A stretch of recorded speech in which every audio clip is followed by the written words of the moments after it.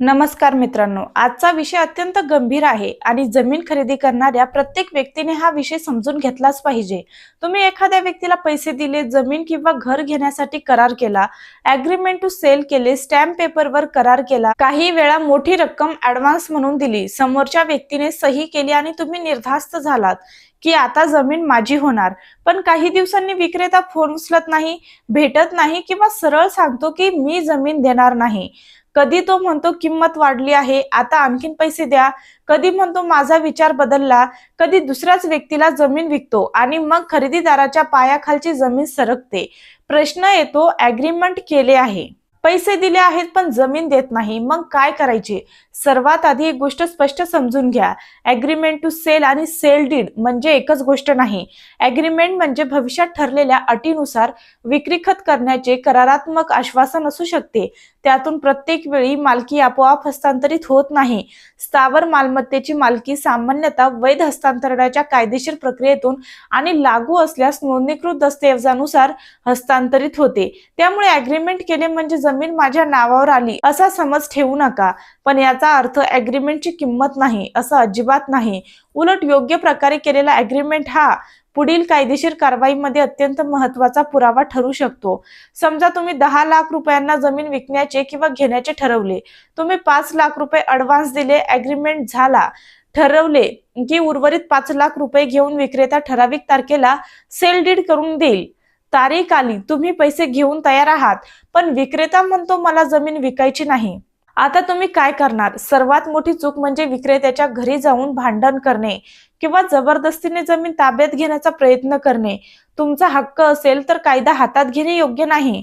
सर्वप्रथम ॲग्रीमेंट नीट वाचा, त्यात विक्रीची तारीख कोणती आहे, एकूण किंमत किती आहे, ॲडव्हान्स किती दिली आहे, उर्वरित रक्कम कधी द्यायची आहे, विक्रेत्याने कोणती कागदपत्र द्यायची आहेत, ताबा कधी द्यायचा आहे, करार मोडल्यास काय परिणाम होतील, हे सर्व तपासा। त्यानंतर तुम्ही स्वतः तुमच्या बाजूने करार पूर्ण करण्यास तयार होता का, हे अत्यंत महत्त्वाचे आहे। कारण स्पेसिफिक परफॉर्मन्सच्या दाव्यात तुमची स्वतःची रीडलीनेस अँड विलिंगनेस हा महत्त्वाचा मुद्दा ठरू शकतो। म्हणजे तुम्ही फक्त त्याने जमीन दिली नाही एवढे सांगून थांबायचे नाही, तर तुम्ही तुमच्या करारातील जबाबदाऱ्या पूर्ण करण्यास तयार होता हे दाखवावे लागते। आता विक्रेता जमीन देत नसेल तर परिस्थितीनुसार कायदेशीर नोटीस देणे हा पहिला व्यावहारिक टप्पा असू शकतो। नोटीसमध्ये कराराचा तपशील, दिलेली रक्कम, ठरलेली तारीख, तुमची उर्वरित रक्कम देण्याची तयारी आणि विक्रेत्याने विक्री खत करून देण्याची मागणी स्पष्ट केली जाऊ शकते। पण एक गोष्ट लक्षात ठेवा, नोटीस पाठवली म्हणजे केस जिंकली असे होत नाही। पुढे न्यायालयीन कारवाई करावी लागू शकते। स्पेसिफिक रिलीफ ऍक्ट अंतर्गत स्पेसिफिक परफॉर्मन्सचा दावा हा महत्त्वाचा उपाय असू शकतो।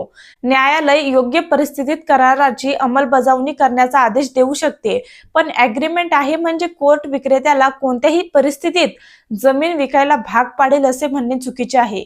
न्यायालय कराराची वैधता, पक्षकारांचे आचरण, कायदेशीर अडथळे, मालमत्तेची स्थिती, रेडीनेस अँड विलिंगनेस आणि इतर सर्व बाबी तपासते। आता समजा विक्रेत्याने तुमच्याशी ॲग्रीमेंट केल्यानंतर तीच जमीन दुसऱ्याला विकण्याचा प्रयत्न केला, अशा वेळी परिस्थिती अधिक गंभीर होते। कारण तुम्हाला फक्त मूळ कराराची अंमलबजावणीच नव्हे तर पुढील व्यवहारामुळे निर्माण झालेल्या हक्कांचा प्रश्नही हाताळावा लागू शकतो। म्हणून विक्रेता दुसऱ्याला विक्री करणार असल्याची माहिती मिळताच उशीर करू नका। परिस्थितीनुसार न्यायालयाकडून अंतरिम संरक्षण किंवा इंजंक्शन मागण्याचा विचार केला जाऊ शकतो। न्यायालयीन तातडीने परिस्थिती दाखवण्यासाठी तुमच्याकडे ॲग्रीमेंट, पैसे दिल्याचे पुरावे, नोटीस, पत्रव्यवहार आणि इतर कागदपत्र असणे महत्त्वाचे आहे। आता सर्वात मोठा प्रश्न, किती दिवसात केस करायची? स्पेसिफिक परफॉर्मन्सच्या दाव्यांसाठी लिमिटेशन ऍक्ट मधील संबंधित तरतुदी महत्त्वाच्या आहेत। साधारणपणे आर्टिकल 54 अंतर्गत 3 वर्षांची मर्यादा लागू होते।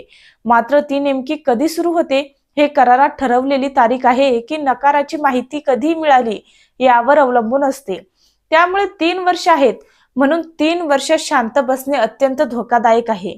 तुमच्या प्रकरणातील तारीख आणि कराराच्या अटी पाहून त्वरित कायदेशीर सल्ला घ्या। आता दुसरी परिस्थिती, तुम्ही ॲडव्हान्स पैसे दिले पण विक्रेता विक्री खत करत नाही। तुम्हाला जमीन नको असेल तर काही परिस्थितीत पैसे परत मिळण्यासाठी योग्य दावा किंवा करारातील उपायांचा विचार करता येऊ शकतो। पण कोणता उपाय योग्य आहे हे ॲग्रीमेंट मधील अटी आणि संपूर्ण परिस्थितीवर अवलंबून असते। काही प्रकरणात अर्नेस्ट मनी आणि ॲडव्हान्स पेमेंट यामध्ये कायदेशीर फरक पडू शकतो. त्यामुळे पैसे दिले म्हणजे ते प्रत्येक परिस्थितीत दुप्पट मिळतील असे नाही.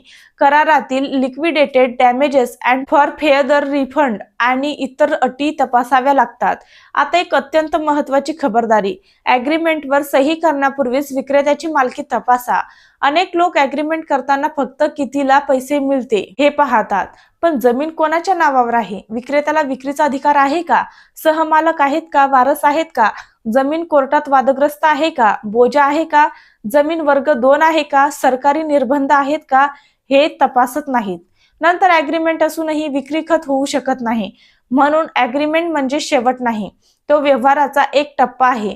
आता एक गोष्ट कायम लक्षात ठेवा, तोंडी व्यवहारावर विश्वास ठेवू नका. तुम्ही पैसे द्या, मी पुढच्या महिन्यात खरेदी खत करतो या वाक्यावर लाखो रुपये देऊ नका. पैसे बँकेद्वारे द्या, प्रत्येक पावती जतन करा. WhatsApp messages, bank statement, notices, emails, agreement आणि इतर पुरावे जतन करा.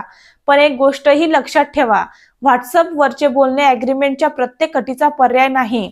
योग्य कायदेशीर दस्तऐवज आवश्यक आहे. शेवटी हा विषयाचा कडक नियम असा आहे की ॲग्रीमेंट करून विक्रेता जमीन देत नाही, म्हणून जमीन सोडून देऊ नका आणि त्याच वेळी स्वतःहून जमीन ताब्यात घेण्याचाही प्रयत्न करू नका.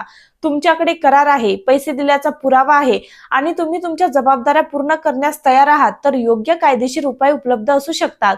पण प्रत्येक प्रकरणात स्पेसिफिक परफॉर्मन्स मिळेलच असे नाही. म्हणून ॲग्रीमेंट करण्याआधी टायटल सर्च करा, करारातील अटी वकिलाकडून तपासा आणि व्यवहारात वेळेची अट स्पष्ट ठेवा. जमीन व्यवहारात एक गोष्ट लक्षात ठेवा, फक्त विश्वासावर जमीन घेऊ नका. कागदांवर विश्वास ठेवू नका, फक्त कागदांवर विश्वास ठेवू नका. त्यांची कायदेशीर पडताळणी करा आणि वाद निर्माण झाल्यावर उशीर करू नका, कारण जमीन व्यवहारात वेळ निघून गेल्यावर पश्चाताप उपयोगाचा नसतो. धन्यवाद.